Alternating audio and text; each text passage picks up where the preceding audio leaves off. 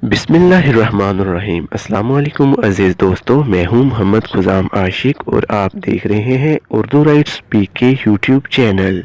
मुअज़्ज़िज़ दोस्तों, आज मैं आपकी खिदमत में हज़रत इब्राहीम अदहम रहमतुल्लाह अलैह का एक खूबसूरत वाक़या लेकर हाजिर हुआ हूँ। ये वाक़या हमारे दिल से गुनाह करने की ख्वाहिश को कम करने में मददगार साबित होगा। मुअज़्ज़िज़ दोस्तों, एक मरतबा एक शख्स हज़रत इब्राहीम अदहम रहमतुल्लाह अलैह की बारगाह में हाजिर हुआ और कहने लगा, मुझे कोई ऐसा तरीका बताएं जिससे मैं बुरे काम और गुनाह करता रहूं लेकिन इस पर अल्लाह की गिरफ्त ना आए।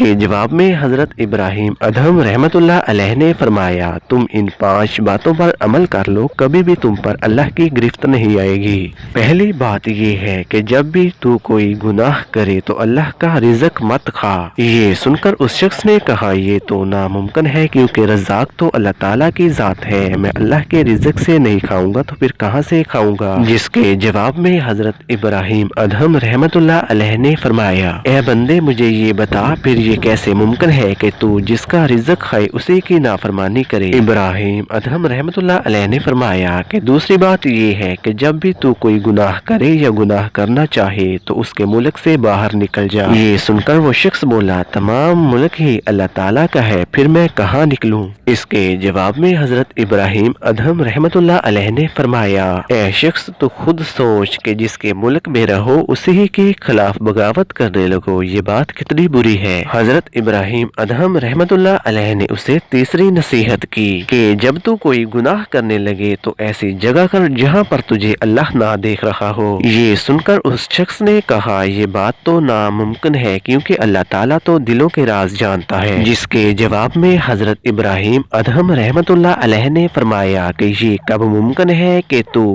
इसका रिज़्क खाए, इसी के मुल्क में रहे और इसी के सामने गुनाह करे। हजरत इब्राहीम अदहम रहमतुल्लाह अलैह ने उस शख्स को चौथी नसीहत करते हुए कहा, जब मलकुल मौत तेरी जान लेने को आए तो उसे कहना, जरा ठहर जा, मुझे तौबा कर लेने दे। ये सुनकर वो शख्स बोला, वो मोहलत ही कब देता है। जिसके जवाब में हजरत इब्राहीम अदहम रहमतुल्लाह अलैह ने फरमाया, क्या ये मुनासिब नहीं कि तू उसके आने से पहले ही तौबा कर ले, इस वक्त को गनीमत समझते हुए। इसके साथ ही हजरत इब्राहीम अदहम रहमतुल्लाह अलैह ने 5वीं नसीहत करते हुए कहा, क़यामत के दिन जब हुक्म होगा कि इसे दोज़ख में ले जाओ तो कहना, मैं नहीं जाऊंगा, चाहे जो मर्जी कर लो। ये सुनकर वो शख्स बोला, उस वक्त अल्लाह का हुक्म होगा और फरिश्ते जबरदस्ती भी मुझे दोज़ख में ले जाएंगे। इसके जवाब में हजरत इब्राहीम अदहम रहमतुल्लाह अलैह ने फरमाया, ए शख्स, अब खुद सोच ले, क्या गुनाह करना तुझे फायदा देता है या नुकसान।